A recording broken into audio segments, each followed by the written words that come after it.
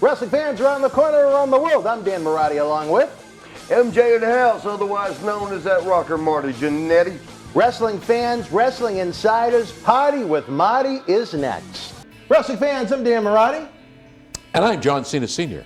Oh boy, he is, wrestling fans. I tell you, as Wrestling Insiders explodes into the fall as we try and figure out what is going to happen next with the world of live events in the Millennium Wrestling Federation. Don't forget, every Tuesday night at 9 p.m., it's Wrestling Insiders at your house with the WWE Hall of Famer, Mr. USA, Tony Atlas.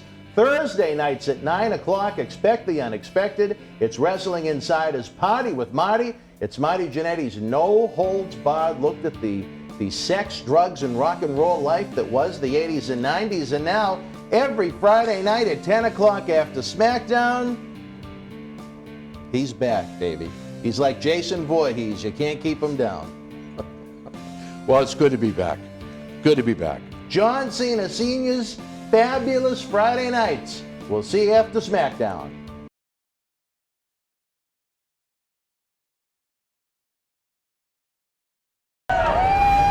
This is Mick Foley. This is Harley Race. This is Shelton Benjamin. This is Mr. Wonderful Paul Orndorff. This is the Monster Abyss. And this is Daniel Bryan. This is JBL, and you're watching the MWF. Be there live.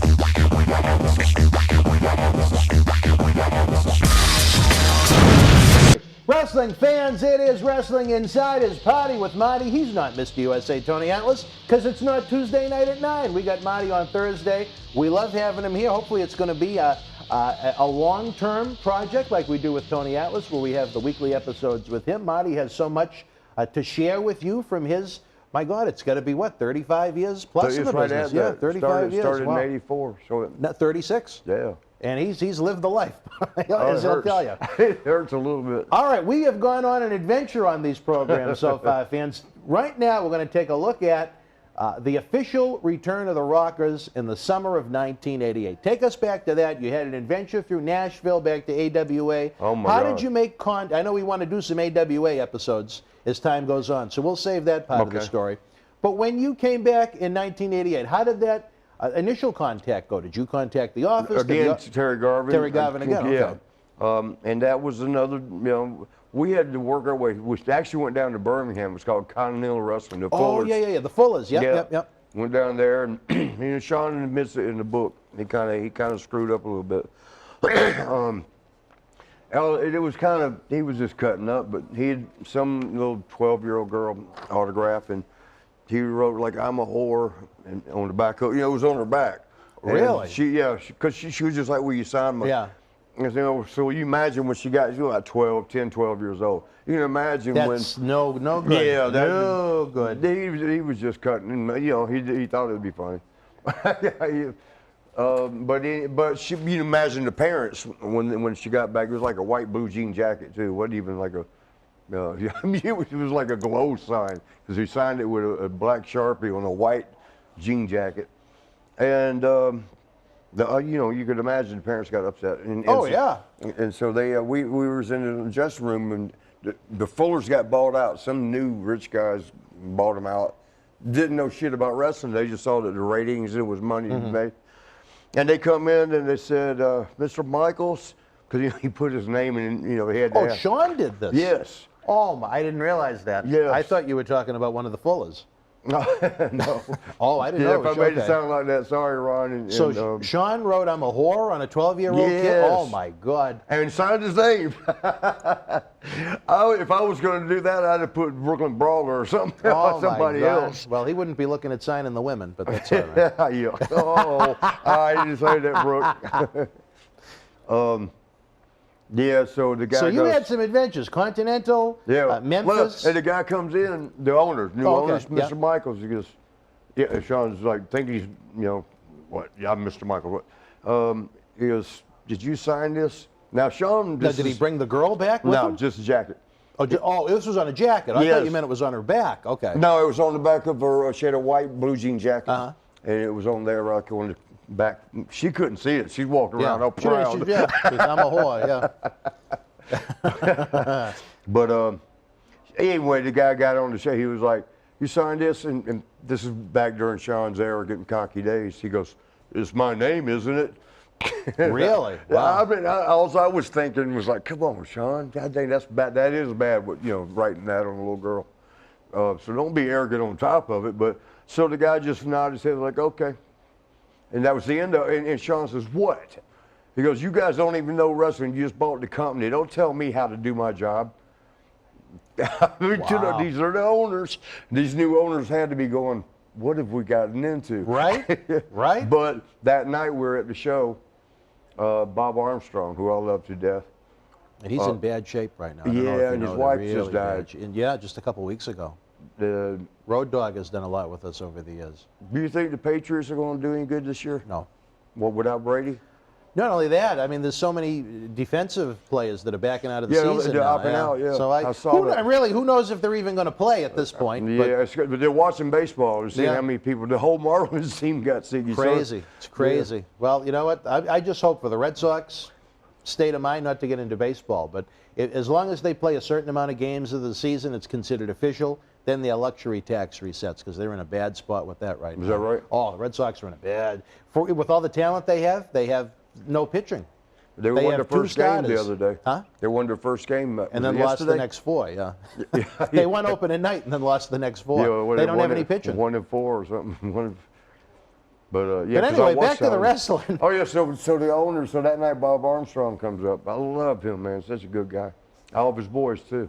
But he goes, "Guys," he goes, "I'm sorry to be the bearer of bad news, but they want y'all to go ahead and put your notice in." And for the little company, it was like 3 weeks maybe. It wasn't like WWE 90 days. But and he said that he goes, "But y'all got like, I can't remember if it was 2 or 3, but something like that. They want another golf ball." I'll put this on. Sean says, and this is to Bob, who Sean liked Bob too, but Sean being Sean, he's like, "We don't need 3 weeks. We quit now." Ain't that right, Jannetty? I guess so. Because Really? we always stuck together. Even though at the beginning it was always, well, anyway. And that was it. Then luckily we left. And even Sean is in his book. He goes, "I have to be honest. I was surprised Marty actually stuck with me on that stupid move." Thank you for putting that in there at least, Sean. But then we went to Nashville. Lawler or Jarrett's wanted us. We went there. And then once we got back there, it's rotating like with climbing up. AWA, You yeah. go from Birmingham was horrible, man. We did some rat-ass towns. There's a lot of rat-ass towns. Now, I don't mean the rats. girl With rats, rats, yeah. but and I shouldn't have said that. Tell us where I played football and not the University of Alabama, but state of Alabama. The home of our good friend, the late, great Paul Bearer. Yeah, My buddy. Mobile right there. My buddy. I like him too, man. Oh, he was like a second dad. I miss him every day. Good guy too, man. Yep. I could tell you a story, a good one, when he was, he was actually cleaned up Oh, yeah, where he yeah, called those yeah. things. But he had a funny story. You can't tell it here because it involves, like, when he would get a new guy, he'd have them, like, "All right, you go down there and clean up a little bit." And he would run his hand through the girl and stick his hand up and wave and scare the shit out of me. Imagine looking at it, here comes a hand through the thing. Oh, I miss that guy every day. I really do. Yeah, I we really can't do. tell that story. No, on we here, can't though. tell that one. Although he'd be laughing with us. Yeah, he He would. was again, another one that was in that very seat right here in this Oh, room. was he? We got a lot of ghosts in this I room gotta of watch. wrestling I gotta past, watch. I think. got to go through all of them. Oh, we had so much fun over the years with him. He helped with our wrestling organization. He was a huge help with the live events, too. Really? Even at times, there was a stint when he was in WWF and he was still a help. There was a time he had to leave wrestling when the wife had cancer really bad. And he went into, running the funeral home full time. Yeah. But he would still, even though he couldn't come up, he'd still help with how we were producing it and whatnot. And Oh, that's like good. I said, I didn't know that. I was so, well, I'm not going to get, when Paul Bearer comes up, I'll talk Paul Bearer. But anyway, so you had this journey down south. You eventually made your way back to Minneapolis. You were a face there. You were a heel in Tennessee. Then in May of 1988, you go back to WWF. How did it happen? How did you wind up in California May 31st, 1988? I think it was the same situation with now. AWA came and got us because they saw us Doing good, yeah. and they were mixing in the talent. And they were dying too, so they needed everything they could get. Yeah. And so yeah, because they had the Midnight Express, but they had changed the players. So, you know, a couple of them were not the original. But and that's what they were putting together, Rockers against the Midnight Express, and AWA finally put their belts on us. So we were running around with WC, wherever they were, CWA. CWA was it? And the AWA tag us. So we were champions in both places, and finally we started feeling like we got power again when you start talking numbers. You know, and they didn't add up. Because we made no money in Jarrett territory, none. We was making just enough to party. There you go, right? There was 4 of us living in a. It was the Nasty Boys and me and Sean in a 1-bedroom. You all lived in the same place? Yeah, for a little bit. Okay. And it was a 1-bedroom, and at first we would take turns. The Nasty Boy, it was their place first, and we come into territory, and we were all friends from AWA. So now we're living there. The Nasty Boys would take the bedroom one night. Me and Sean would take the couch and floor, and then we'd alternate. And then alternate, you know, every other day or so until finally the Nasty was like, fuck this is our place. Y'all stay out there. So me and Sean would alternate couch, floor. But, and then when like Kurt Hennig and some of the guys would come in, they'd stay over. We'd renamed it the Home of the Wayward Wrestlers. I thought that was a fun little spot, though. Oh, we had so much fun. Oh, let me tell you what Kurt Hennig, he was a reporter, very, very Sunji, something like that. But he was a Japanese reporter that was, you know, big time over here. Mm-hmm. And he came over to the house and got drunk, and I mean hammered, and whatever else the guys were doing. And he fill in the blank. Yeah. he goes out in the parking lot and gets lost. He's just roaming around. He forgot back where to come back to. And he's out there roaming, walking, and Kurt Hennig, I love him, man. He calls the police. He goes, "We got a problem here in apartments, wherever the name of the complex was." And they were like, "Well, what is it?" He goes, "There's some Japanese guy out there walking around. I think he's got a gun, and he keeps talking about Pearl Harbor." The police come shooting in there. Poor Sunji, or whatever the name was. He was just hammered. But then he ended up sleeping by the fireplace in the floor with about 5 other wrestlers. But we didn't make no money. You had to do that. You had. That's how you survived. Yeah, there was a Chinese, all-you-could-eat Chinese buffet right down the street for $5. And that's what we did. We went there one time, and you load up so you ain't got to eat for 24 more hours. That's how you had to get by there. Gas money, you know, to go to the city, and the little pay you got, it. But anyway, then AWA finally, they went back to pulling the same shit again. You know, we're in there, and they're treating us bad in the pay. We're like, no, this can't be right. We're tag champions in 2 places. Yeah. And you're cutting on our pay, so. Called Terry Garvin again, and he called me back. It's been almost a year, yeah. He said, it's been, he goes, y'all start in 3, he gave us a starting date. Y'all start in 3 weeks, next TV. And we were so happy, and that's when we went in. And then so take us back, May 31st, June 1st, 1988. I remember who we You're out in Cali. Who did you work with? I got it right. Iron Mike Sharp and The Intruder was your first televised match in WWF. Yeah, The Intruder was that, what's his name? Hernandez, Jesse Hernandez. Oh, he was The Intruder? I think so. Yeah. Good guy, man. Super good guy. And because he's out there in California, so that was him. And Iron Mike Sharp, one of the legendary undercard guys in ever. I like Mike. I love Mike. A clean man. Yeah. Oh gosh. Man, he brings his own toilet paper. He has it in his bag. He would have done well in coronavirus if he was still alive. He wasn't getting any germs. No, he didn't worry about none of that. Wait a minute. We used to love, like when we were sweating, go wiping. Wait a minute. No, don't do that. But oh my God, he was a great worker, but did he pound you in the ring? When he was doing that, bam, on your back, he's like, give me a minute. Give me a minute. He was stiff? Well, he didn't mean to be, but he's just, well, that was his style, rock 'em, sock 'em, boom, boom, boom. You know, he didn't do arm drags and backflips. So yeah, he had to be pretty tight with it. But I can't remember if the match was good though. I mean, it was good enough. I mean, they, you know, you ain't going to do a bunch of high flying when I heard Right, Mike. with and Mike Schaaf, yeah. But it was kind of a credible guy. I mean, you're not talking about a name, And but big he's the boy, guy that man. everybody knew. Big ass He was boy. him, Barry Horowitz, Steve Lombardi, S.D. Jones. Those were kind of the credible guys you'd go over when you'd first come in and start to move your way up the ladder.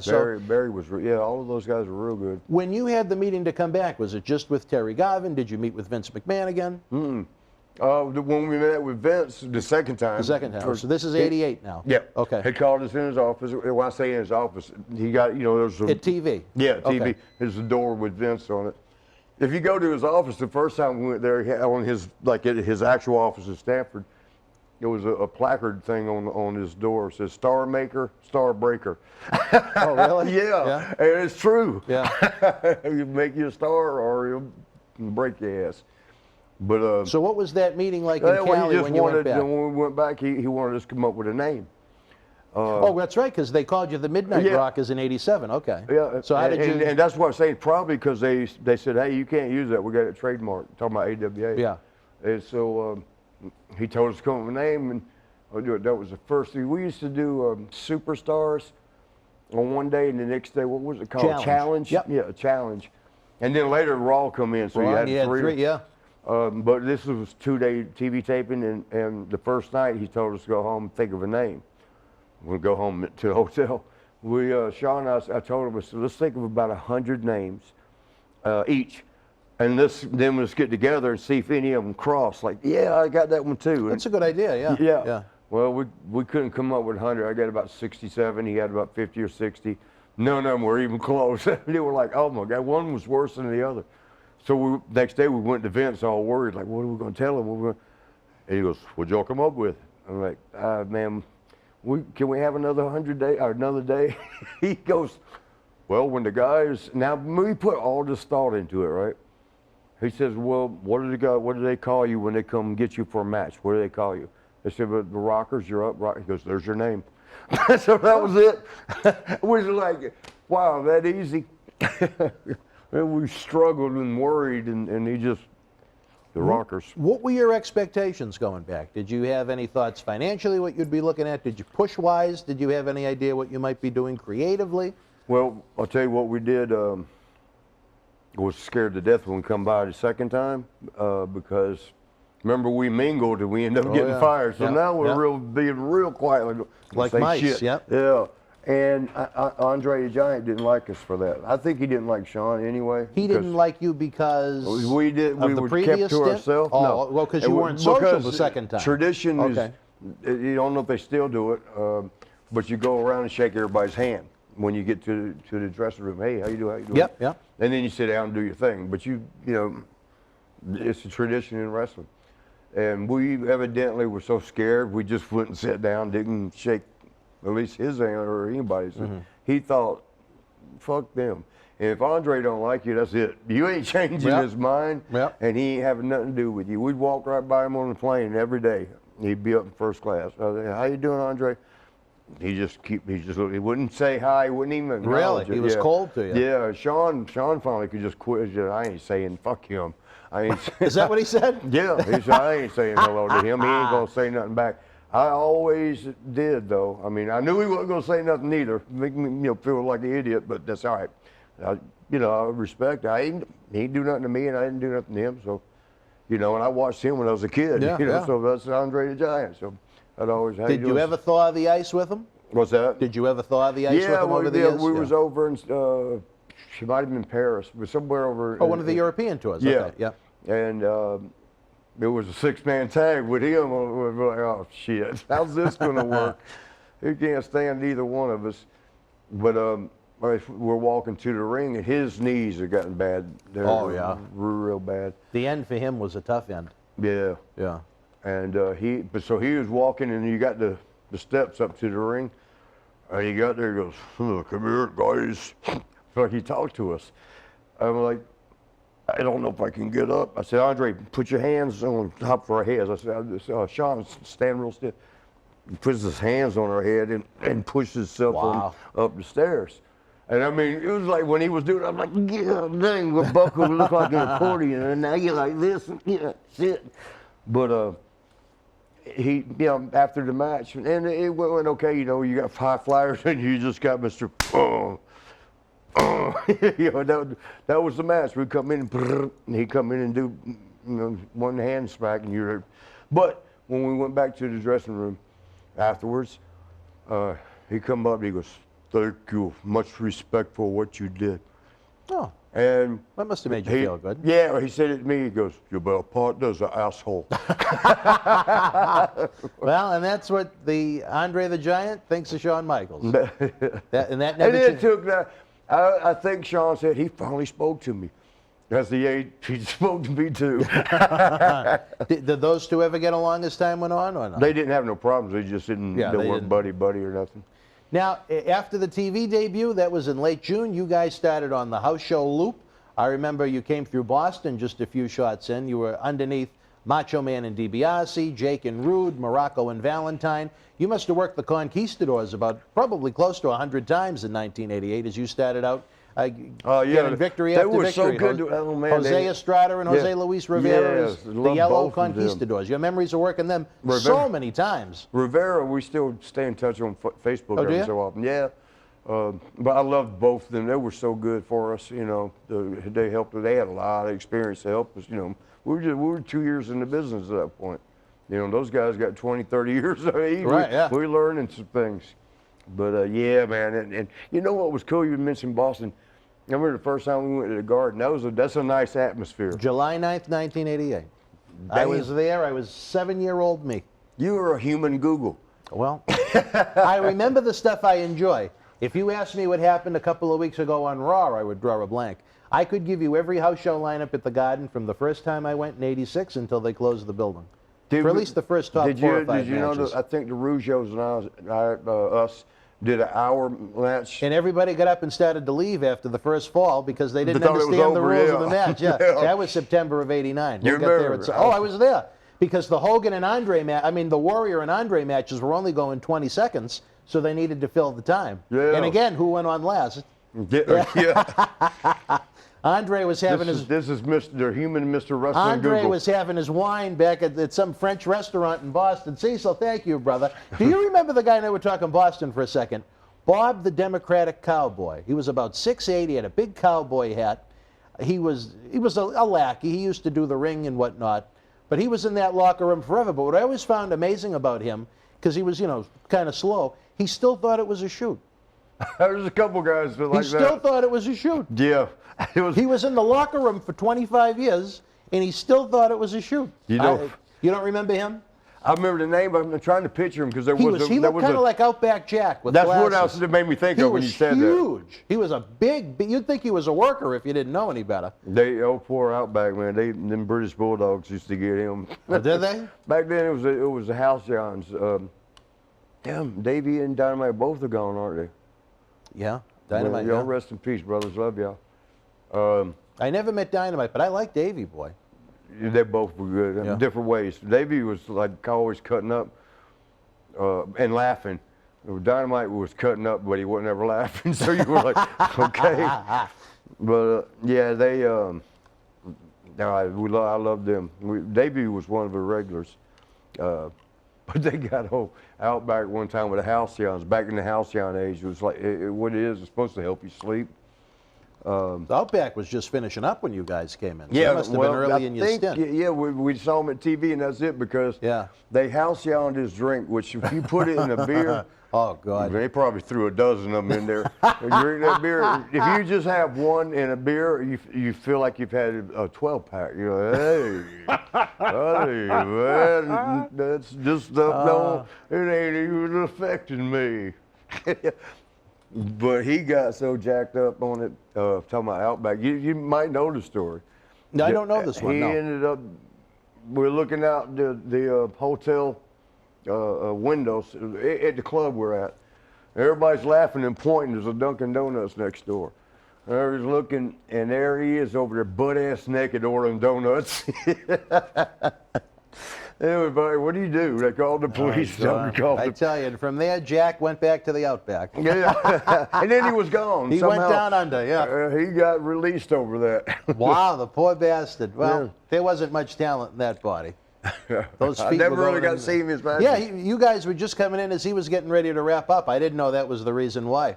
When you were on those, like I said, the initial loop, it was Savage and DiBiase. What was Macho Man like as the champion at that point? I love him, man. Yeah. Of course, my introduction was, you know, but With Elizabeth in the locker room. Yeah. Do you mind? I was scared of him after that, and didn't realize how protective over Elizabeth he was. Me and him somehow got to talking, and we kind of bonded up from when we finally did, you know, have our own little talk. In fact, there was a remember the storyline, the angle where Macho Man and Jake the Snake had kissed Elizabeth, and then them two were feuding. And that was 91, yeah. That was good. No, it was a great angle with the snake biting him. And Yeah. And but he also had what's his name? Jake had grabbed Elizabeth and kissed her. they did that thing at the wedding when him and Undertaker kind of ran into the wedding reception.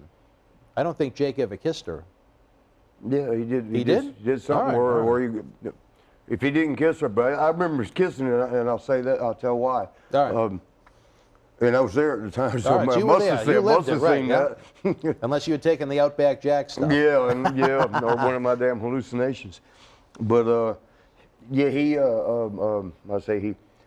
I was waiting to see that match because those two guys right there have got psychology out the ass. And that that's- angle had so much heat behind Yeah. it. You wanted to see Savage and Jake. Yeah. Because Savage was off. They did the retirement match earlier in the year with Warrior. So he was just a commentator at that point. And that's what led to him back working again, was Right. that angle with Jake. It was exceptional. Yeah. With no real payoff, unfortunately. Yeah, but well, yeah, probably, but I don't know why. I'll just leave that one out. But We'll get there when we get to the Man, 1991 episode. you know, they're together again now. What's that now? Both Elizabeth and Randy are gone. Yeah. Man, everybody's gone. Man, it That's makes- why, you know, I hate to hit the pause button, but I mean, that's why I think these shows are so important.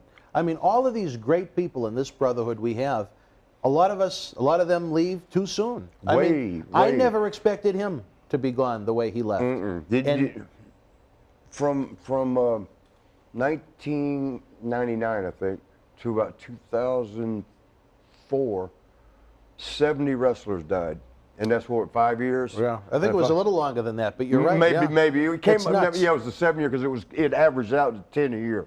It was 70 guys and however, and so 7 years. I How guess. many of our friends, our peers, people we looked up to, even people we didn't like, You know, they're all gone. We'll never be able to document their stories. You know, and it got to like here was the call you would get, the one that sticks out in my mind the most was Kerry Von Erichs because we were all in Japan together, and you know Kerry had several brothers die.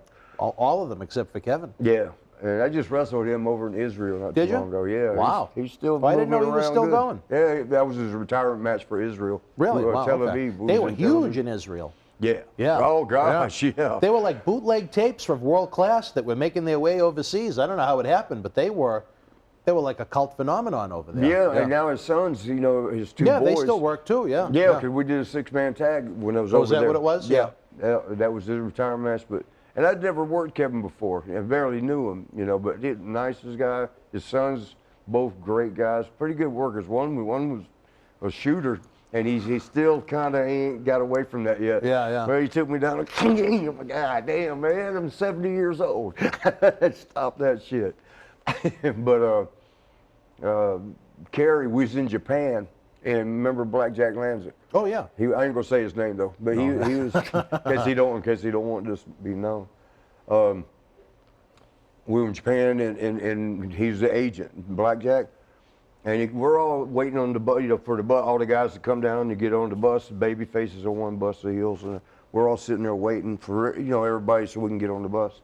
Here comes Lanza, and he's got his head down, and we're like, uh-oh, it must be gonna be a bad show. He goes, guys, he come right up to me and Davey Boy, we were sitting together cutting up. And he goes, I don't know how to tell Kerry this. I don't know how to tell him. And we're like, what? was thinking at first, we're thinking, is he getting released over in Japan? Just because he peed on that lady. Well, I can't tell that story either. But he's like, and I don't know which was the last one to die, Mike. Okay, I think it was the youngest. Was it Chris? I think he Could was, be. I think he was the last one before Kerry. Right. I think that's who. I think you're right. And he killed himself, if yes. I remember correctly. Yes, that was it. Yes. So he said, "We'll go with Chris." I think it was. I'm sorry, Von Erichs, if I'm wrong. If we got the timeline wrong, yeah. Yeah. But I remember Lanza said, told us, he goes, Chris killed himself. His brother killed himself, and we're like, "Oh shit!" And man, everybody's like, well, Kerry hasn't come down yet. And Lanza's got to tell him that. And we're in Japan. And that's his third brother, you know. And isn't that funny? David died in Japan. Yes. The first one. He was actually in the country. Yes. And I know Brody and a couple of the others flushed the gimmicks away to try and make for a prettier story. But Yeah. isn't that funny? Kerry was in Japan Yep. when he learned to Chris. Yeah, I remember that very well. But so we're waiting, and all the boys, about 10, 15 of the boys, were all like this, like, gosh, we feel bad for Chris, number one, and Kerry, number two. We're feeling all bad about it. If it's making us feel like that, what's it going to make Kerry? Right. And here, ding, elevator thing, lights, it opens, here comes Kerry. And Lanza walked right up to him, and he was right 10 feet, 5 feet in front of me and Davey. And he puts his hand on his shoulder, he goes, Kerry, I don't know how to tell you this. And we're all like, oh shit, and we're putting our heads down. But like I told you, boy, we're peeking up. Yeah. and he says, Chris killed himself. Now everybody's silent, waiting. Kerry's quiet. Everything goes silent. It's like the room, somebody hit a pause. Everything's just. And Kerry goes, huh? I kind of expected it. And he turned and just walked onto the bus. And we're all like, Really? yes. Wow. Yes. Oh, I wasn't expecting that to be the culmination of the story. None of us, man. And then but me and Kerry were pretty close. Yeah. Davey, the three of us hung out all the time. In fact, Japan, that was us. We were the three musketeers over there. And that night, and it was the last day of the tour. So he was getting to go home, luckily for that. And Kerry came up to me and he said, Marty, I got to join them. Oh, really? And I'm like, well, join who? I didn't, that's the way he said it. I'm like, join who? He goes, my brothers.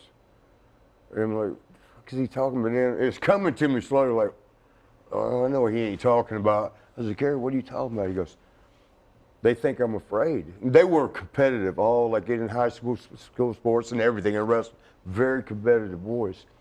Very competitive. Sorry, piece of paper got caught in my teeth. Yeah. They very competitive. Kerry's thinking they're up there. He said they're up there laughing at me. They think I'm scared to join them. And I'm like, what do I say? What the fuck? Yeah. I'm like, Kerry, man, don't be thinking like that. No. Don't do that. And that was it. That was the end of it. We didn't talk about it anymore. The next day we flew home, that's 14-hour flight from Tokyo to LA. And then across the country where I lived, Orlando. Man, I got home so dead ass tired, went to sleep for about 10, 15 hours without going to the bathroom too. Really? Yes. Well, you're not doing as well today. But not at all, but anyway. Flomax. Yeah, Flomax. I just found it. But yes, a Davey boy calls me at home. And I see his number. What's up, bro? And he fucking did it. He fucking did it, man. I can't believe he fucking did it. And I'm like, what are you talking about? Slow down. And he was upset, very upset. Because we were all close. It's fucking Kerry, man. He killed himself. Oh, man, I felt my heart drop. And I guess I didn't even ask for the details. But I'm like, are you sure? Because now, remember, he already told me. They're laughing at him and shit. And, Davey said that. So I'm about to tear up now. It's tough. I remember when Mr. Perfect died. That would hurt me too. Percy was on a show we did that Saturday, and I just remember the hurt in his heart that he had. Yeah. Over Kurt Henning's. I knew Larry Henning well. What a great guy he was, Yes, but I never very. met Mr. Perfect. Oh man, I love Kurt. We were close, man, so close too. Back to when 70 guys died 7-year period.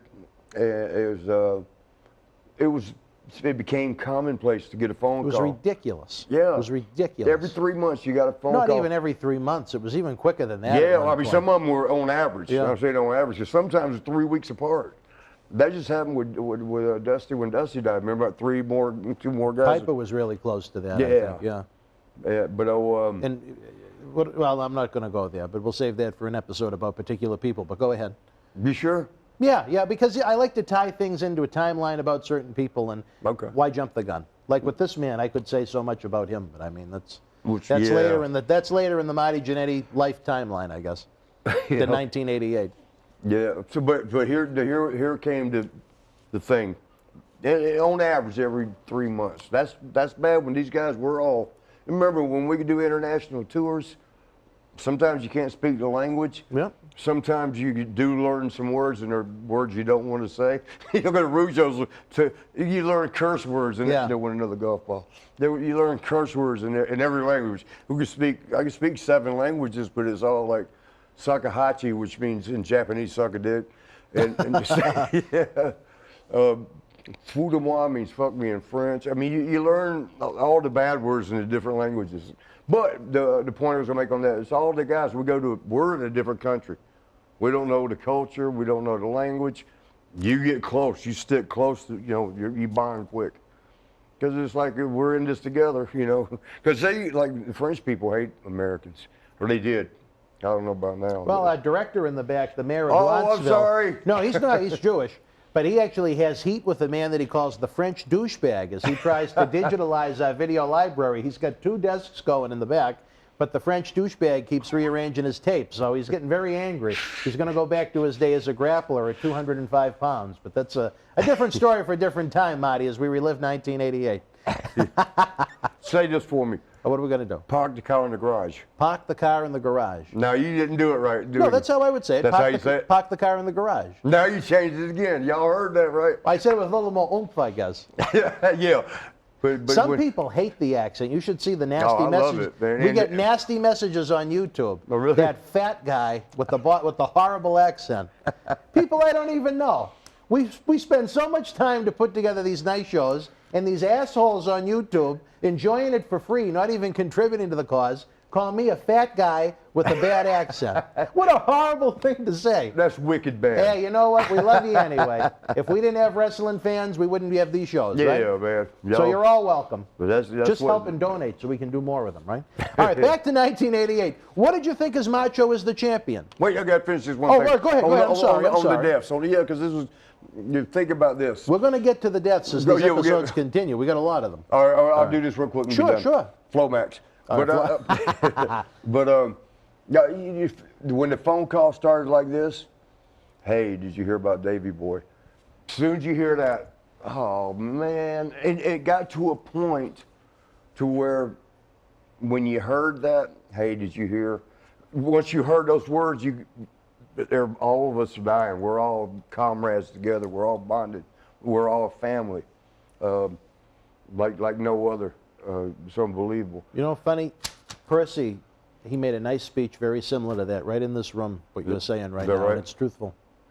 Very. And it's sad. You know, I'm sure there's different people that affect you than would affect me Right. from Yes. who I've interacted Well, with, but it still feels the same Yeah. because when it's done right, this is supposed to be a brotherhood of people that should, in theory, outside of the financial and the business aspect of it, people that look after and take care of each other, you know? Yes, it's your brothers. Yeah. And yeah, it got to where at one point you kind of desensitize, horrible, crazy to say, but when it happens every 3 months, it's upsetting every time. But you kind of can handle it better because You're so used to it. Yeah, So I would used to it. imagine it's like somebody working in the morgues. You get used to it. Oh, after like a when while. Percy was doing it, yeah. I mean, what the hell on earth was that sound? It sounded I like don't know, I a heard turkey it. was in the room or something. It sounded like it, didn't You know, it? we got a lot of turkeys, but that's all right. Yeah, but you got to where you like, oh no, for me it was like Sean and Kurt. You get your like inner circle, Kerry, Davey. You're like when they say that, did you hear? You start like, don't let it be one of them. Don't let it be anybody, but don't let it be one of them. And I got that one with Kurt. Did you hear about Kurt Hennig? Like, Such a young guy at the time, early 40s. you know what was crazy? They And said, did you ever meet Irene? who? Irene Irene. Henning, Larry's wife. No, no. Well, I probably did. But, you know, What I just those, 'cause I've seen him a those lot. two. I mean, especially Irene. If you were going to cast a movie for the perfect grandmother, the perfect Mrs. Claus, that would be her. We were all together in New Orleans a couple of years ago, WrestleMania weekend. And just what a genuinely nice human being she was. Yeah. And it was Larry's last year with us, so I'm glad we had him. Larry's like, Kurt loved Larry. He used to pay his way to go on the road to get him out with the boys. Yeah. I mean, you know, and his dad loved that, you know. Yeah. They were so close. But, yeah, man, back to 1987. 88. 9. You're going to confuse me now. What did you think as Randy as the champion? Was he, you know? Oh, wait, let me tell you that. All right, go ahead. What do you got? Am I talking too much? Yes, but we love it. It's great. This is what we want.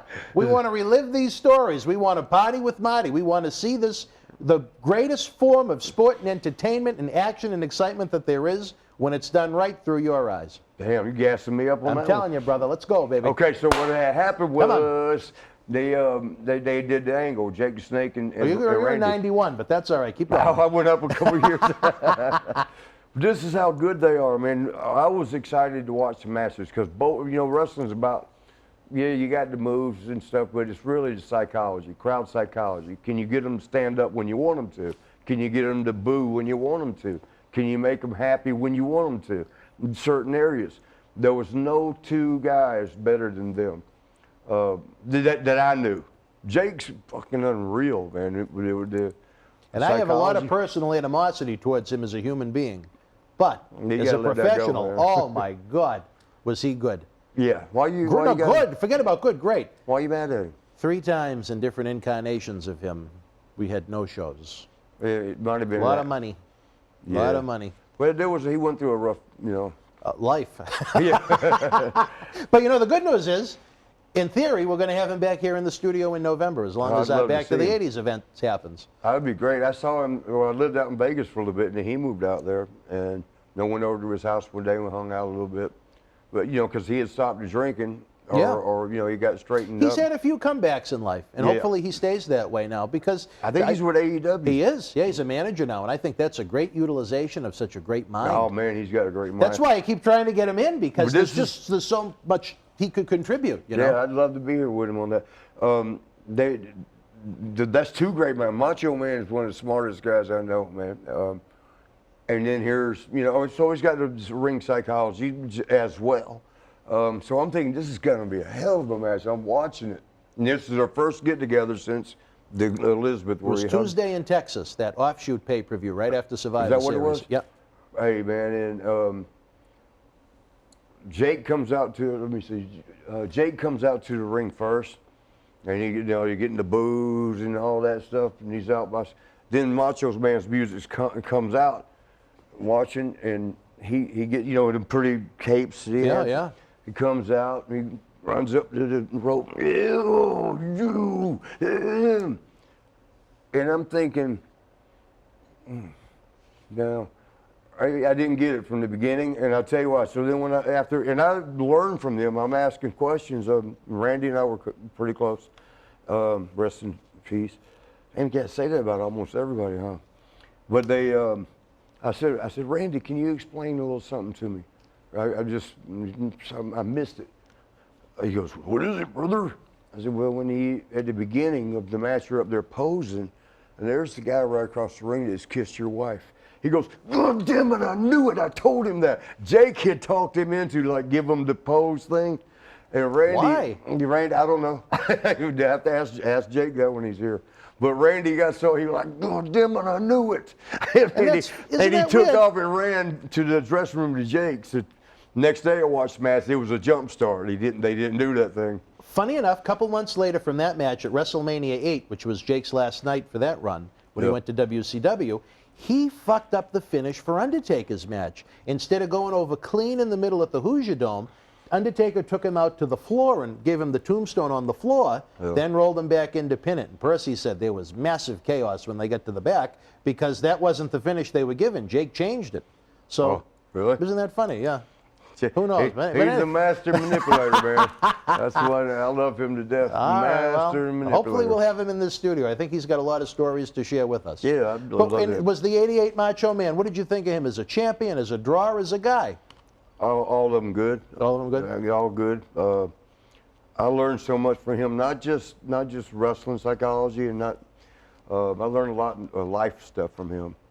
We didn't get to travel that much a lot, you know, on the road. We had a few trips, handful of trips. Every time I hung around with him, I came out a little better. He said something about at one point he was. I can't tell that. No, come on, come on. No. We It gets gotta somebody, hear. it What gets do we somebody got? in trouble that's married. You can't do it that way. All right, all right. But that person was kind of close to me. Might have been a tag team partner. I've had several, so you don't know which one. But Randy told me one time, he goes, "Brother, he cheats on his wife." And I'm like, "Yeah." And he goes, "How can you trust somebody that cheats on the best person in their life, in business? So if he's going to cheat on her, what's he going to do to you?" That's damn. sage advice. Sage advice. Damn, But yeah, and he would always get stuff. He was funny too, man. I mean, you could never. I was getting on the elevator in Denver. I'll never forget, because a lot of shit happened in Denver. I got this very pretty. She looked sort of Asian. She might have been an Asian girl. Big old boobies. Sorry to say it that way, but big old boobies. Voluptuous. Voluptuous. Flomaxing. There you go. They were flowing. They were flowing. And Randy was coming on the elevator. I got my arm around her. And this was after the clubs. And Randy wasn't big into, partying hard. I mean, he might have a couple beers with you, social. Now, would he bring Elizabeth out with him? Or? No. Oh, really? No, this is after they were. Oh, I see. Okay, later on. Yeah, he cried, man. We flight back from Japan. We were sitting up first class, side by side. It was a few months after they had split away. Man, he not tear cried, but he cried on my shoulder for about 6 hours of that flight. Wow. He was crushed, man, by losing Elizabeth. And I'm learning shit from him. I'm trying to think of what to tell him, and really there's nothing. Best you can do. What can you do? Yeah, just hear him, hear him. And sometimes people just need to speak in those circumstances. Yeah, he needed to get that out. He didn't tell nobody else that. He wouldn't talk to nobody else like that. But so we're on the elevator back to, I'm about to cry again. Going on the elevator, and I get my arm around this girl, boobs, again, low cut. For some reason, the big boob, voluptuous girls. Voluptuous, yes. Voluptuous Very girls voluptuous. wear them low cuts. And I'm like, "Randy, what do you think of her boobs?" And he looks and goes, "Yeah, well, that's a two-part question." And that was it. I like that. That's a good one. I'll steal that. And that was it. He didn't say nothing else. I'm just laughing my ass. Like, goddamn Randy. There's many stories around that time when they were together, partners in crime on the road, that Randy would lock her in closets in different locker rooms around the country. I don't know about closets, but she got her own room. She had her own private dressing room? Yes. Would she lock him? What's that? Would he lock her in rooms? No, I didn't see none of that. I mean, I didn't even hear that. I know he had a tight leash on her. And what the bad part, and I think this is what led to them splitting up, was when they had a perfect system. Whatever money he made when they were on the road, that's what that was theirs. What she made, that's what they paid their taxes with. So you know what? That's really a good idea. Yeah. And so she wasn't making Randy money. Yeah. Right. Yeah. And so it took care of the taxes of him. But so I mean, he's very smart with his money. Very, very, very. I guess he was big into this. He made a lot of money in the stock exchange. Did he? Yeah. Evidently, he was a genius anyway. I'd heard that he was really good with the money. Lanny Poffo, they were in that we know about Lanny. Lanny had a special skill of his own. Yeah, he did it one time, I could tell you, but... So you're familiar with Lanny and his self-service. You know what, we was in this dressing room, I remember it was in Houston, Texas. Lanny filleted himself? Somebody said to him, this was after... the show, the last few straggling guys getting ready, getting dressed. And Lanny decided to have a little fun. No, somebody said to him, they said, "Lanny, I heard you could suck your own, you say that word, suck your own, Dick. no, you weren't supposed to say, I could have said Oh, all that. right. Well, what were you going to say? What was the word I was I looking don't know, for? you All come right, up with all right. voluptuous and things Voluptuous. that are, I thought you might have His said. manhood. I thought you were going to He say was going to penis. service his manhood. Penis or something. All right, well. But so somebody asked, can you still, Fillet. yeah. And He rolled himself in a ball and had a ball. He goes, I ain't done it in a long time. And he goes, let me see.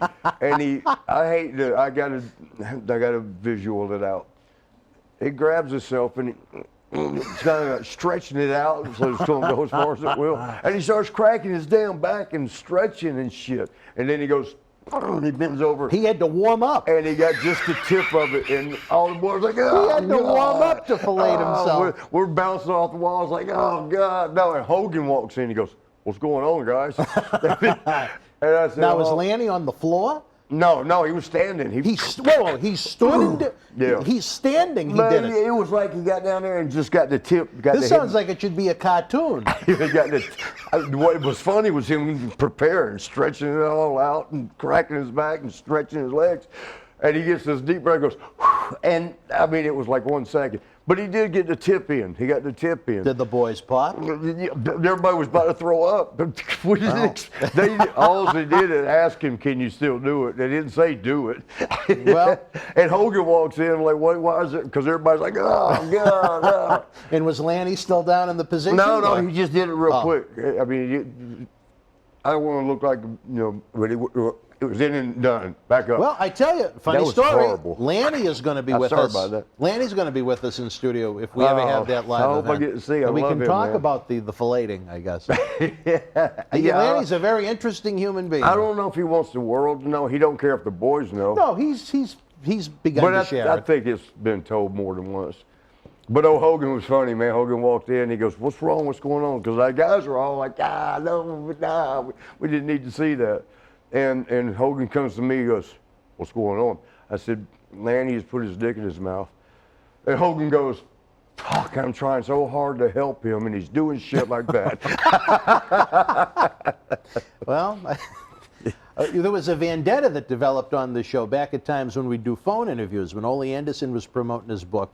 Yeah. He talked about the self-service. And then Oh, yeah, they were in the Mid-South together. yeah, I think. later on, we had Lanny on, and I mentioned it to him, and he said, why don't you ask Ole how many bastard children that he has? Lanny wasn't happy. Oh, it wasn't? He wasn't Oh, happy. shit, cut that part out there. No, he's come to terms with it. Everybody knows now. Well, so. shit, he does it. We didn't do it for him. I hope you didn't do it No. for him. Oh, well, poor Lanny. I tell you, fans, we're having a good time here on Wrestling Insider's Party with Marty. We're going to take a brief timeout, maybe Flomax time for the Flomax. Body Man himself. Stand by again. Check out the eBay. We got the great merchandise. We got a Patreon. We got, if you're watching the premiere, the Super Chat is going. Help make these productions come to life so these great veterans like Marty, Tony Atlas, and all the others we've had here in this wonderful studio can keep working. Vince McMahon doesn't look out for everybody. We'll be back after this timeout. Stand by.